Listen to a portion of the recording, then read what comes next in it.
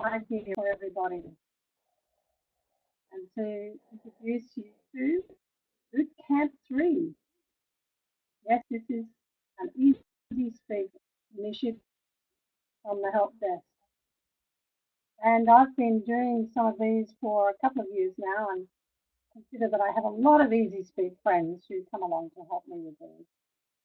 Gary, our co-presenter from New Jersey in USA, will be along a little later to give us his expertise in the club startup process.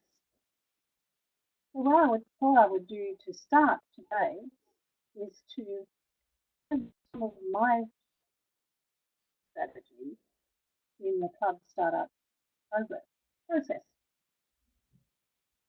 And I'm hoping that you can see the slides quite clearly. Try to keep them lean and mean and not to clutter with too much text. Those items on that is the video that you have just bookmarked. I believe that most of us would need to have some sort of learner license process before they launch into EasySpeak proper. A little bit like driving a car, one needs to know the basics from the beginning. What the video does for you is a really neat introduction to what EasySpeak is all about. So I would advise you to have a look at that video. I will be sharing the slides with everyone after the event, and you'll be able to click that link from the slide. Another part of the learner license would be to be amongst those who are already using EasySpeak. So in other words, if you go to a driving school, if you're learning how to drive a car, we do have a couple of communities, and the one that I moderate is called the EasySpeak Toastmasters community, and that link is also there for you. And because you're here today, I think that you're already a member of that group in Facebook. And I've just had a look at the attendee list. It's growing. Welcome to Peter, who is joining us from Finland today. And I know that Edward is joining us from Canada. And I believe that Barbara and David are in the same part of the USA. It is nice to share some of the details about yourself. So if you are just logging in today, please share with everybody where your clubs are. Thank you, Barbara, in Mexico. The other part of the EasySpeak Learner License that I would suggest for you is to enroll in the EasySpeak Made Easy course. And that's an online course that I developed a couple of years ago. And it is a self-paced course now. And you can either go in as a guest, have a look around, or you can enroll and work through each module in the course. I developed that course as my very first HPL, and it's still going today. Though I have moved it to a new position in the Moodle Cloud. Feel free to ask me any questions as I go today in this process of getting a club startup happening using EasySpeak. I'd really now like to find out a little more from those in the audience about their processes for club startup with EasySpeak. And I'm not picking on you, Edward. I just know that you will have some answers. And I wonder if you might like to come on screen again and to just tell us what you have done to help others in your clubs with use of EasySpeak.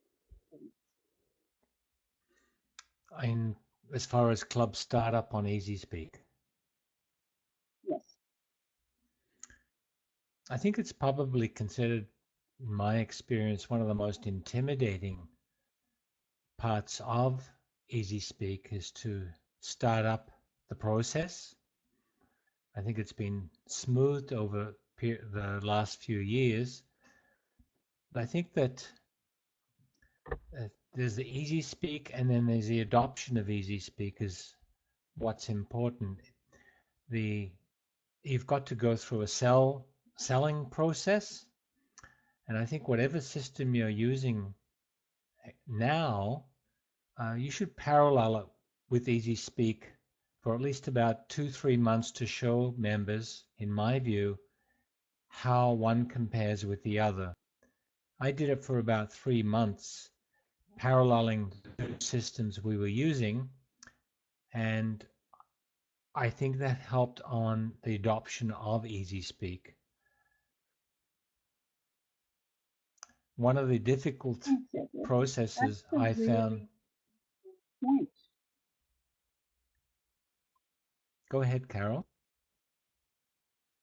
Sorry, there was a little delay there. I was just agreeing that that is a very useful way to start.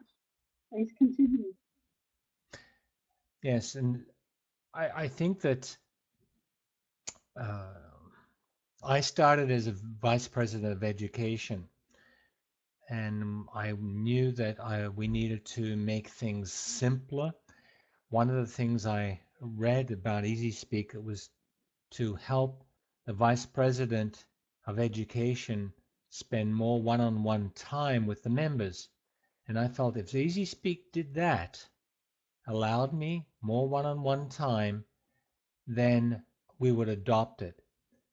But I wanted to give it a good testing to make sure that that was true.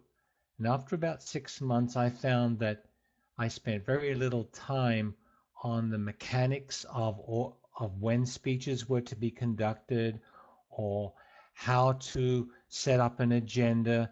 And I found that that process was made very easy for me, and therefore I was able to spend more time with the members. And for me, that was a selling point. So not only did I parallel Easy Speak with what we were doing, which was a lot of work at that time, but once I weaned us off the old system, then I was able to spend a lot more time with individual members. Thank you, Edward. I really appreciate your insights there. And I wonder if anyone else in the audience would like to share some of their initial Club Startup and Easy Speak experiences with us now. Do just click on your audio. You don't need to use your webcam if you prefer to use your voice.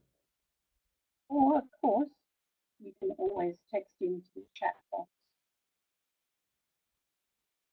One of the things that I usually recommend to those who are new to starting up in Easy Speak is a set of processes by which they become the champion who will be able to sell it to those who want to use it. And I agree entirely with what Edwin had to say. I'll move through one second and just wait for you to add any comments.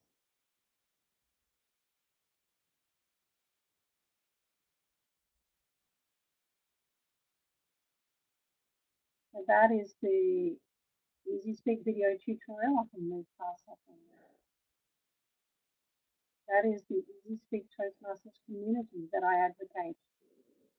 And I really think that that one is useful at whatever stage in the startup process. There will be questions at every stage that the people, the members of this community will answer. And of course, if you are wanting to approach it in a self-paced learning fashion, then do enroll in the course itself. One of the other things that I think is necessary for the club startup process to be successful is for the VPE to be well prepared. It is usually down to the VPE to do the startup process, but on occasions it might be the webmaster or a person who has administrative tasks for the club. In the first startup process preparation, I think it's useful to find out where the neighbouring clubs are who also use EasySpeak. Did you know, for example, that in EasySpeak you can click on the help options, go to options, and you'll find a link to neighbouring clubs. If you are multitasking now, you might like to try that. By going to that link, it will display for you a list of those clubs close to you geographically who also use EasySpeak. You can therefore go to their contact list and inquire from them on the process that they use. In the text chat, can you tell me, please, how many other clubs around you know are currently using EasySpeak? Are you alone in this, or are there several, or are there just two? The other way you can locate help, of course, is getting to your local champions. And one thing that I've noticed is being done in many districts is having a person who has been designated as that go-to person in the district, or at least in the division, depending on the size of it. I know, for example, that Simon in District 69 in Australia is the go-to person for EasySpeak for his division. Thanks, Edward. So Nova Scotia, how big a district is that? I know that your regional spread is quite large. I would say Nova Scotia is about the size of Tasmania, maybe a little bit bigger than Tasmania. All right. So 8 out of 32 clubs, that's 1/4, if my math is correct, Yes. who are confidently using EasySpeak. I also have similar figures, I think, in District 73, which is the states of Tasmania, Victoria and South Australia, and about 1/4 of those clubs are using EasySpeak. And Barbara is telling us that 5 clubs in Albuquerque area currently using, or in various stages of using. Thank you for sharing. The other way in which you could be prepared as the VPE is to make sure that you can access all the training resources that are available. Now, I recently spoke to Malcolm and asked him to change the link that is on the front page of EasySpeak to send everyone across to a place where they can see links to all the resources that we have right now, not just. I wonder if you've noticed that in the left-hand top of the navigation bar. So that will take you to my, it's called an online flyer. If you've never used smore.com, you enjoy going there for a look. It's free and it's very easy. So I keep that one updated with all of the different training resources that are coming around. And it includes these webinars or workshops, a set of previously recorded workshops, and more recently it has included a link to the manual that Simon in District 69 has developed, and it will include soon a list of these quick sheets that we are preparing as a team. We're also wanting more help, of course, for building training resources. So if you do have your own local champions who are willing to help, please pass their names on to me. We are trying to build, for example, more videos for the use of EasySpeak in each of its different aspects. The second part on my slide there is, of course, one of those things that we forget to do sometimes, and that is go back to the knowledge base in EasySpeak itself. It is a very deep, rich source of resources. The knowledge base contains articles that will help you with some of those tasks that you use most often. When you start up a club in EasySpeak, you are usually sent a list of those most commonly used knowledge base articles by Malcolm or a member of the team. And these are the ways in which you get started in building your knowledge of what to do. But it's not easy. I'm not saying that everyone just leaps in and immediately knows, oh, that's simple. I'll just do 1, 2, 3, and it's done. It's not as simple as that. It does require a little bit of effort. And for some, a lot of effort. The next one on my slide is referring to King Arthur's Playground site, which is a practice site set up specifically for training. And what I will do right now is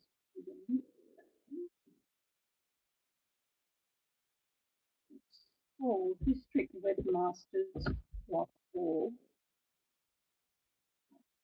Paste that in here. And if you ever need to practice things before you launch them in your own site, this is the best place to do it. It is intended for training, and we go in there from time to time and we clean up some things. But many people go there now to practice. So this is a tried and true pattern for your preparation as a BPE.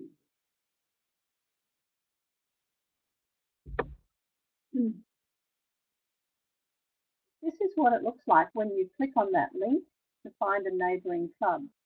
I recently did that to see how many clubs were in my neighbourhood, and 1, 2, 3, 4, 5 at the moment, and that's just in a small regional area of the northeast.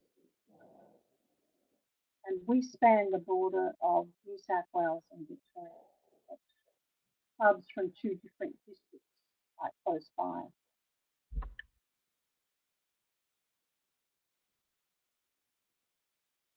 That's how to locate your local champions. You'll find them all in the EasySpeak community. These 3 knowledge base articles are the typical ones sent to you on your startup process. One called Getting Started with Speak, one called Running the Meeting, and a third called Importing Member Details. That's probably the trickiest one that you'll encounter.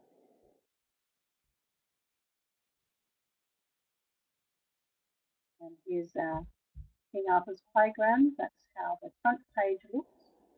And when you want to log in there as a VPE, use Mini as the username and Fun for Us as your, and that will give you access to doing all those tasks that you need to do in your startup process.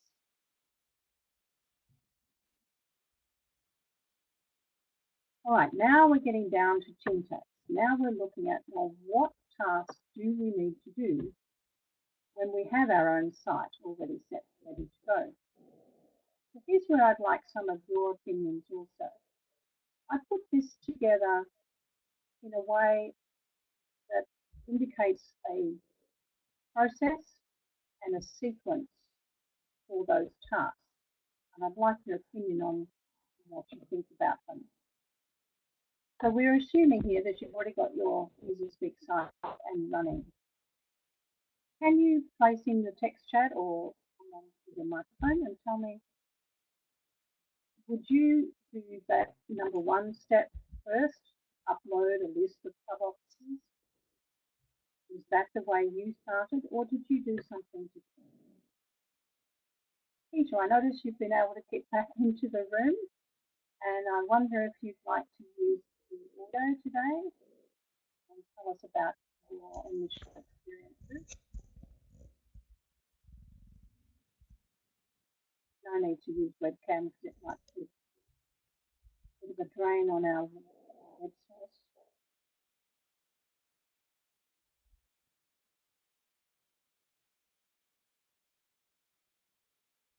Looks like Peter is texting in, so we'll see what he has to say in the chat box. When you get your site, first of all, there's nothing in it, and it can be a little bit daunting. Writing a book and opening up your journal blank page. What do you do first? Oh, my sound quality is poor. Is that what you mean? I am sorry. I will repeat it for you, Peter. I wonder if that is the first task that you do in your club startup on EasySpeak. Do you upload a list of club officers?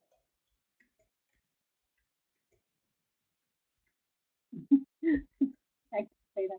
And Barbara begins with a list of all the members, and then you assign the officers to their offices.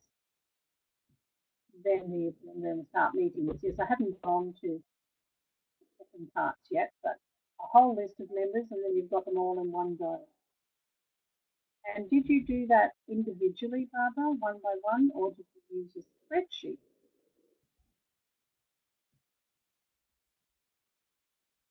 Sorry, Peter, I made an assumption that you have been an administrator in EasySpeak.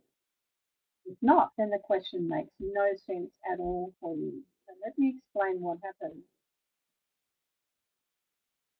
When you have your EasySpeak site assigned to you as the VP, you need to populate it with the members. And Barbara does that one by one, and that is quite simple to do.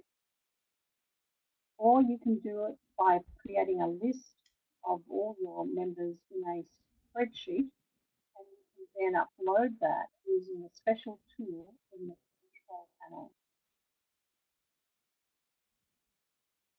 The second thing that you would do then is create your club officer list, and you would do that from this club menu. You need to let everyone know who are the club officers here. That doesn't mean that's the only place you do it, of course. You would normally let Toastmasters International know who your club officers are. And that has to be done at each changeover. So if you're an EasySpeak user, you do have to do that in two different places. Both in your club officer list in EasySpeak and that.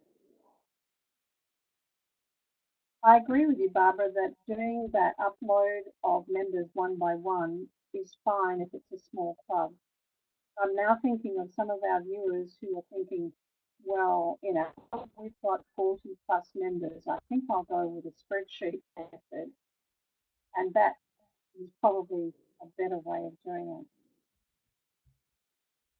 The next thing you do, once you've got your site populated with members, and no one's come in yet, you're just doing this on your own usually, because no one knows about it.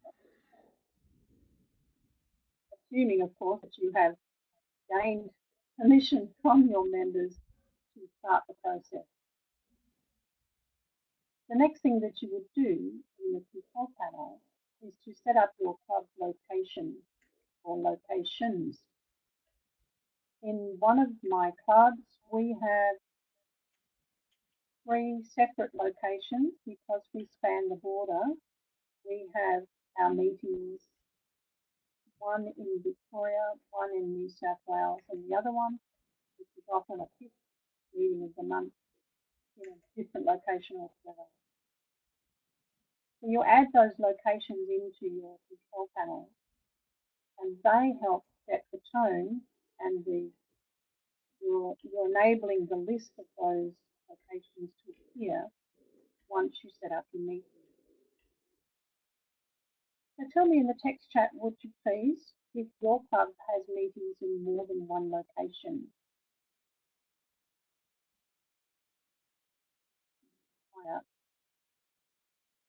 spread of that is. So Peter, would you like to say why your club meets in several locations?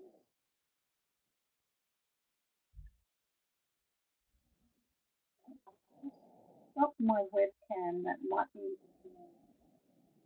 my audio.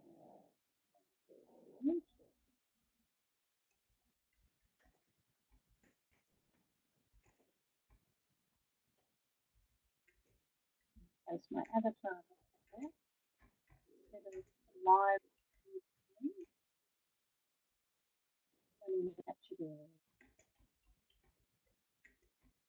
Can you let me know if my sound is better now that I've turned off the webcam?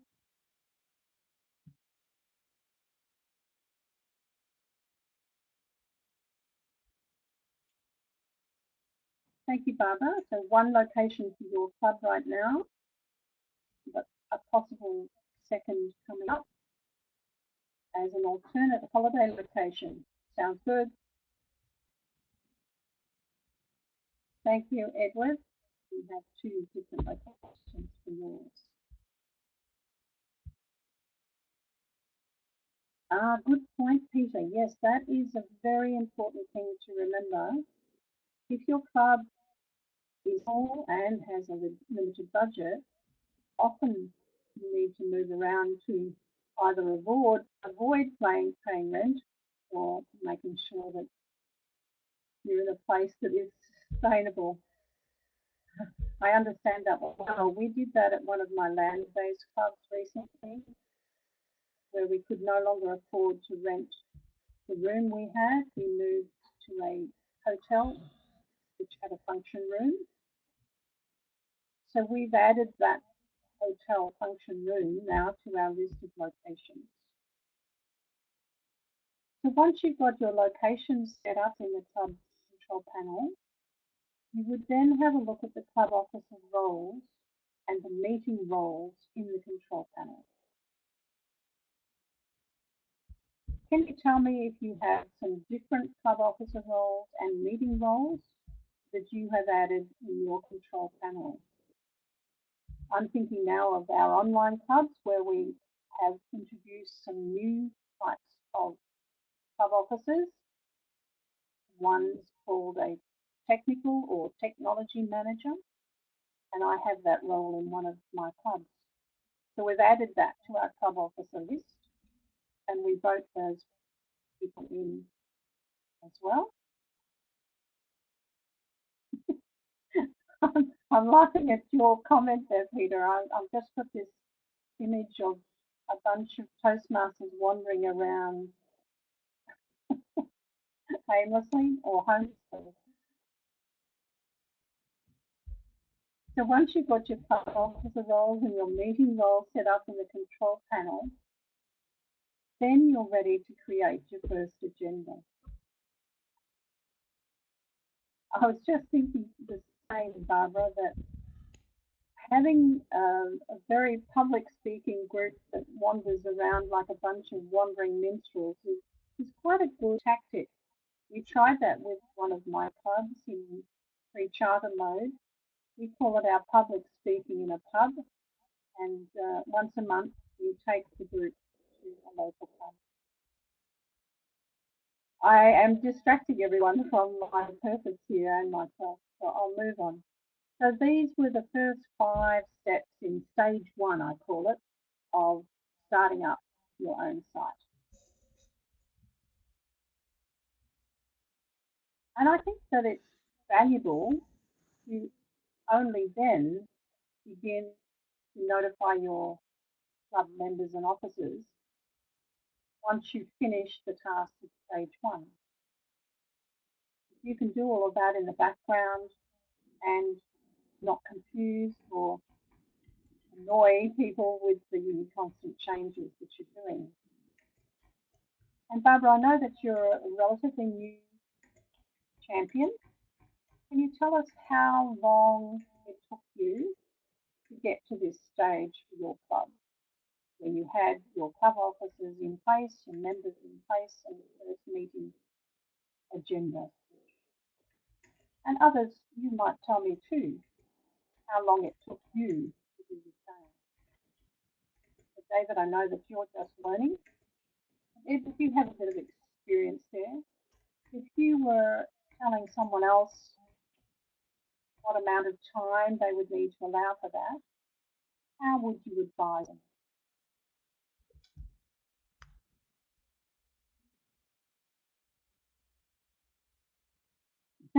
I like your comment, Edward. That's tough love indeed. You want them to participate, give them a task, log in and request a speech. Otherwise, you don't get to have a speaking place.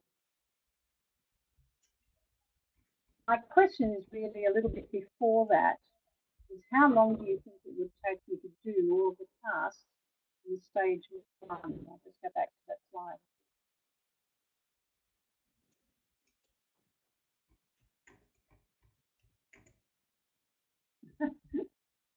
Yes, Barbara, that's a very good point there. We try to take the pathway with the least pain.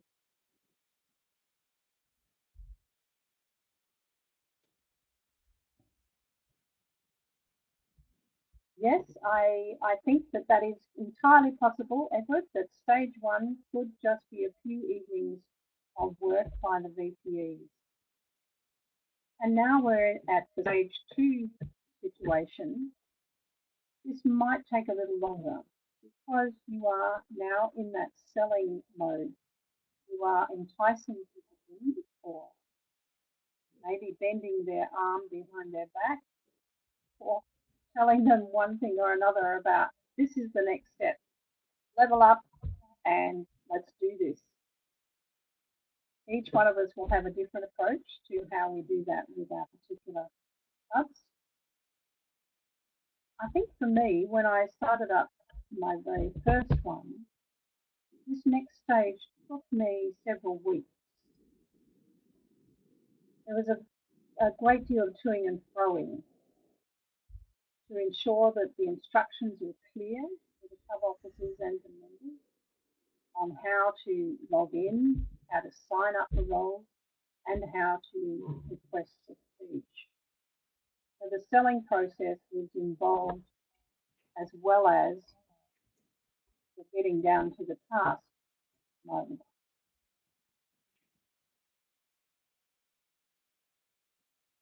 Okay, I'll just see what else is happening in the background here. And whilst I do that, what I would like to ask you to do, Edward, if you could, come on screen again and talk us through how you instructed your members and what length of time that took in your first case. And I will check my audio.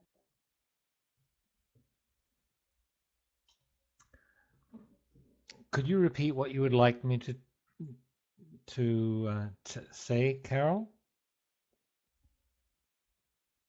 Yes, it's about that stage two process.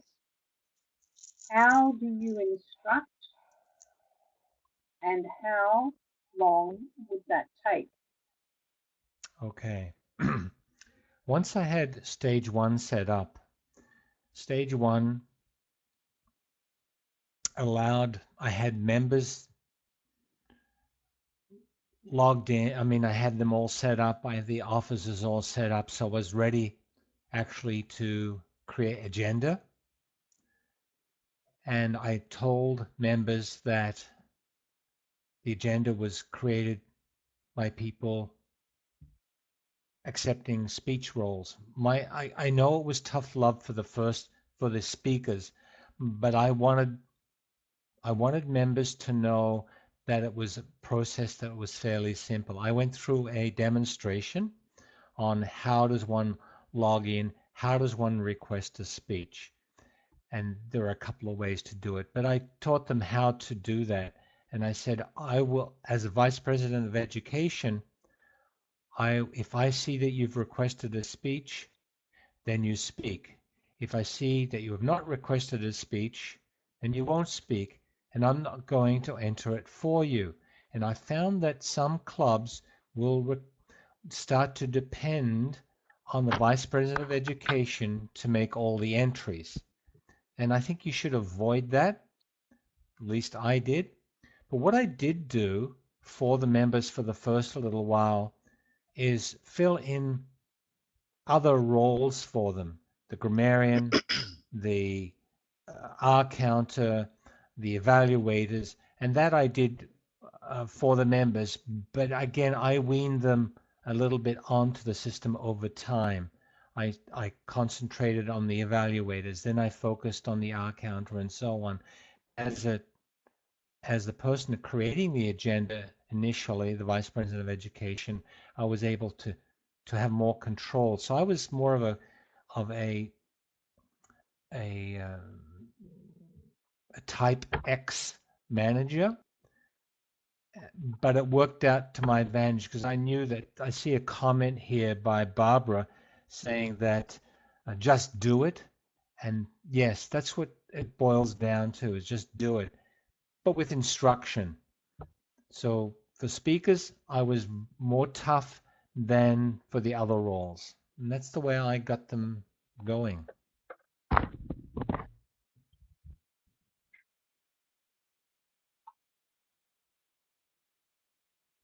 Did you want me to say more? I am trying to fix my audio. Okay.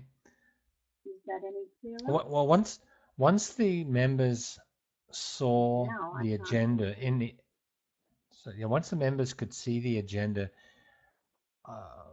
being created on EasySpeak, I think they became more accepting of the system. It's now become part of our club culture and became part of our club culture. It took about a year before members, and there's always going to be members that rarely log on or that don't indicate whether they're going to be at a meeting or not, and it's very frustrating for a vice president of education.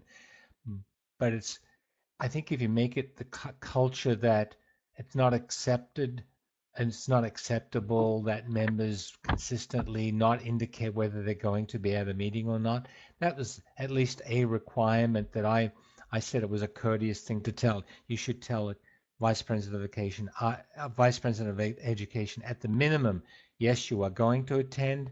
No, you're not going to attend. Maybe I'm going to attend, which is okay, but not to do anything. And then that also allowed you to focus on those members, to go speak to those members and say, I see you didn't tell me whether you were going to be at the meeting or not. Was there a reason for that? And they may say, well, I'm having difficulty getting onto EasySpeak. And so you solve the problem. And if you say, well, it's hard for me to plan if you don't tell me whether you're going to be at the meeting or not. And if you don't tell me, I can't assign you a role. So this back and forth discussion that way. Thank you, Edward. Can you hear me now? Yes? Oh, good. Is it clearer? Yes, for me it is. Good. I'll just check with Peter. I did a couple of little adjustments there to ensure that my voice was consistently coming through. And Peter, there's no need to apologise for entering the stage. You so at any. We'll move on now to what I consider to be the important step for stage 3. All right, so let me just boost the volume here up as high as it can go now. Thank you, David. So in stage 3, this is all about helping the learners. So first, they need to know all about EasySpeak and what they do with it. Some people, it's a foreign country and they need advice on the language that's spoken there and how to reach it. So when you send your information to the club members about EasySpeak, I think simplicity is the order of the day. And also, as Edward was saying, that this is for their benefit and this is how you should be doing it. And if you have trouble, then get in touch with me, the BPE, and I will help you. Several clubs have done this over the years in different ways, and I now advocate that somewhere in your meetings that you schedule an Easy Speak education. I've planned one of those for the November meeting of my land-based club, and we're doing it in a location where we will have Wi-Fi connectivity, and I've asked them all to bring their mobile devices, and we will have a number of other Easy Speak champions from the team helping individuals, and we will do it as a workshop. So we've built in the time for that because we feel that it is important to do this on a regular basis. As most clubs experience, we have new members coming in and they need to learn about Easy Speak too. Can't take it for granted that they will just run with it. Some do, some don't. So during that Easy Speak educational, in the first one, keep it simple and just do 3 things. Show them how to log in, where to go on the internet for that, and in fact, which browser to use for better access, and how to sign in, and how to keep track of what their username and password is. That's usually the first little hurdle for new users. I remember at the beginning, for my club, there was a frequent request for me to send them or reset their passwords. So I encourage them to write it down and keep it somewhere safe. And the third thing to demonstrate at that educational would be to request speech. It does make life so much simpler, especially if your club meets every week, as do our online club, at least one of them. Imagine how difficult it would be trying to keep in touch with your members by any other method or filling your agenda with speakers. You do need independence there and have them take on the job of requesting the speech as they plan their pathway. At one of these educationals, it would also be useful to provide a handout as a takeaway learning resource. And there are several of those that you could access from our resource collection.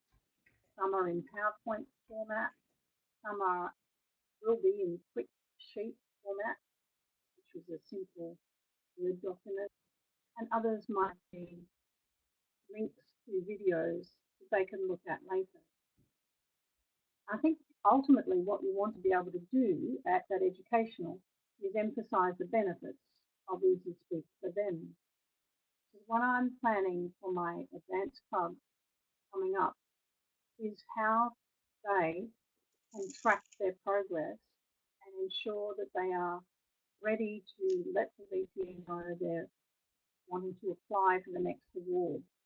Very important in an advanced club where that can happen at the speed of light.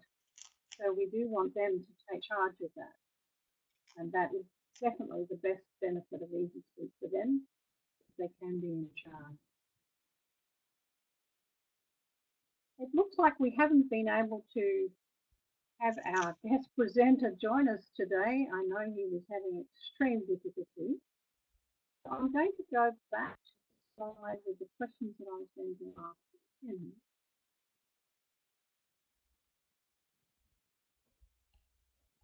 And probably we've asked these of everyone who is in the audience right now. But I'd like to know a little bit more about your process and if you have any more questions of me today. And it's like Barbara has one. Do we have a workshop in place of a regular meeting? Well, that's a good point. I thought that it could take up maybe 20 minutes of a regular meeting rather than in place of it. However, in other circumstances, I would certainly advocate that a workshop be included in your training sessions that are done for the area. If your area has a great number of EasySpeak users, I think it would be valuable to include a half-hour workshop, at least, on the use of EasySpeak. I wonder if anyone in the audience has contemplated that or has in fact done that.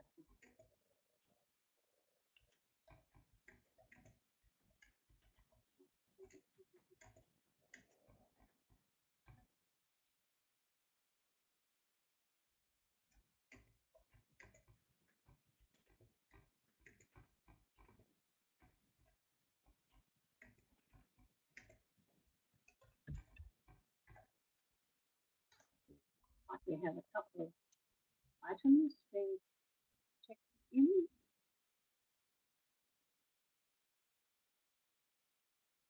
Yes, that indeed is a very valuable tip for young players. As Edward has quite clearly stated, we don't want to become the secretary where we do everything for the club members.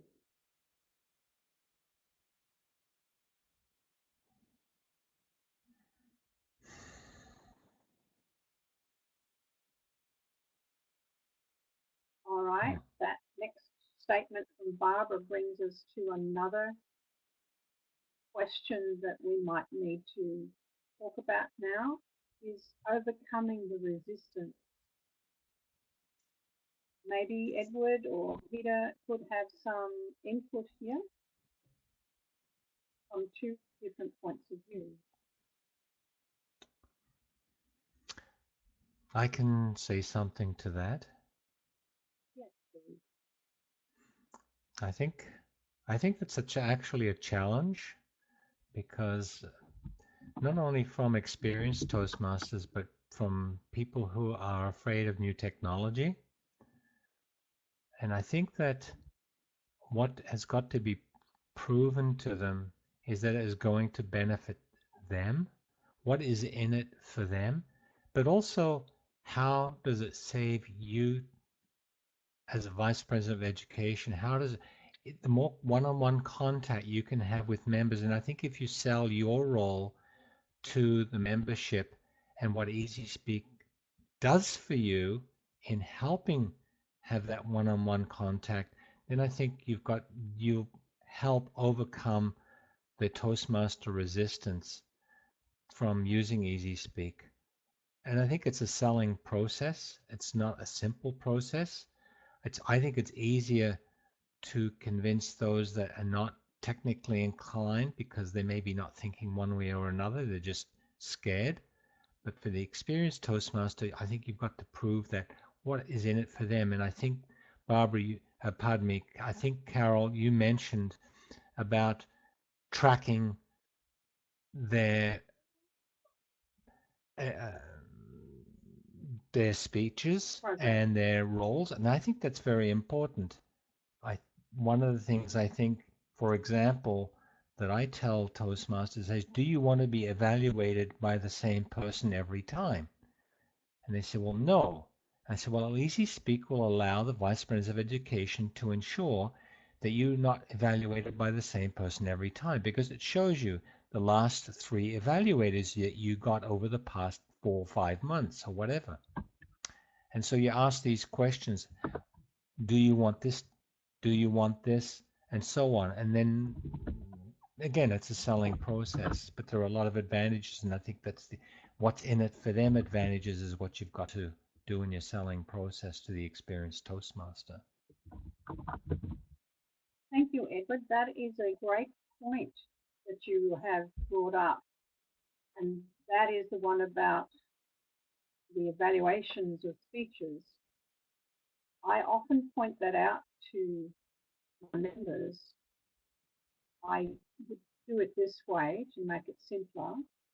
I would print their page, which shows the speech they've done, and that actually shows who's evaluated as well. And I would say to them, I think it would be best if you seek out different evaluators for your next speeches, because have a look at this. You seem to have had this evaluator for the last few speeches. So I think that that is a great selling point. I'm now thinking of another to do with tracking that I think is a useful point also, and that is the goal setting. It's a little known tool in EasySpeak.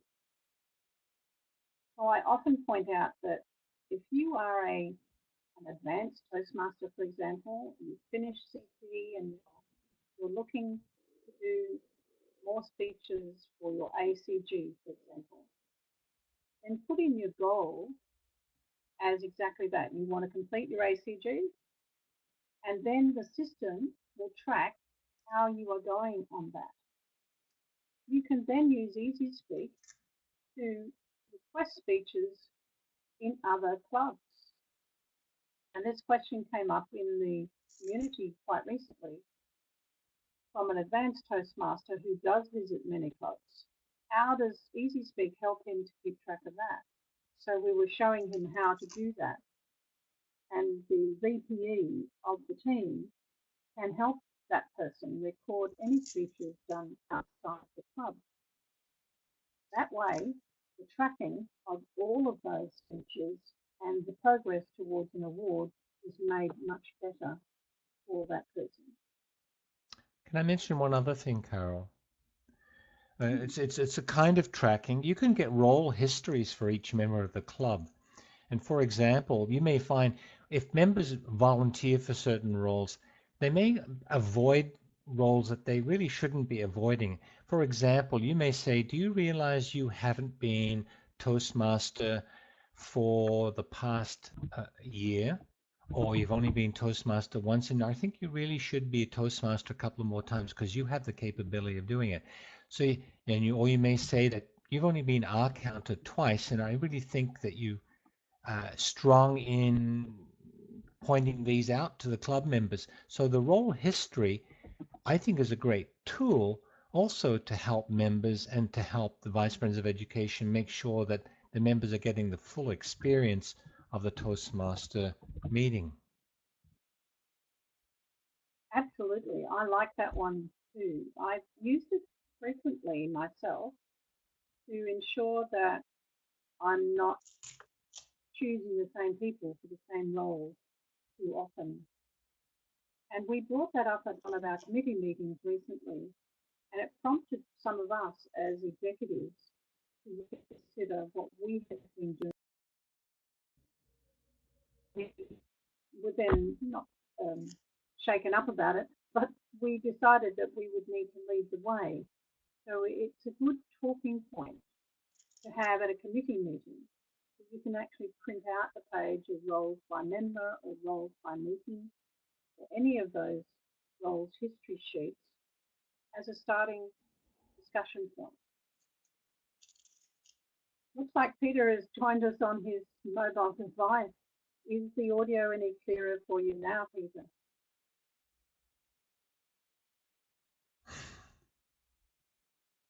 We may not have success with that. Not really. Okay. All right. We're coming to the end of this session, and I know that we have other things that we need to go to. For example, one of the online clubs is having their charter meeting almost immediately after this meeting, in another 45 minutes or so. But I did want to close this particular workshop with some thoughts about how you can improve the process by which you start up your club with EasySpeak. And I wanted to re-emphasize that if you tackle it in a step-by-step method and use my stage process, I have 5 steps in stage 1, and then do the 5 steps in stage 2, and then you will probably feel more ready and confident for completing stage 3. I think that you will have more success in starting up your club in the use of Easy. We have thousands of Easy Speak users across all districts, and we now need to draw on the expertise of those of us who've been working with the system for a while to build more resources for newcomers. So that is my next important project, is to bring together that team of people to produce more resources to help those like yourself who are on their learning journey in success with Easy Speak. If you are willing, and if you know of others who may be willing and able to provide some simple resources, please do let me know. You can do that in the community in Facebook or directly to me by email. And my email that I use for Easy Speak is easyspeakchampion@gmail.com. So use that one to get in touch with me about resources. Also use that one if you have ideas for the next workshop that we are going to be doing for Easy Speak users. That one is scheduled for November 24. And at the present time, I don't have an interviewee or a champion who might like to be that person. So November 24th, next workshop, I guess it would be boot camp number 4. And to remind you that we are being sponsored by Easy Speak to do these workshops, provide us with this web conferencing tool, and I would like to prepare them for more of these in the next year. November 24 will be the final one in this series 2016, and how we would approach further workshops in 2017. So thank you everyone for joining me. I really appreciate your time and your input today. Stop the recording and look forward to catching up with you in November 24. Signing out now for the Easy Speak Help Desk webinar series.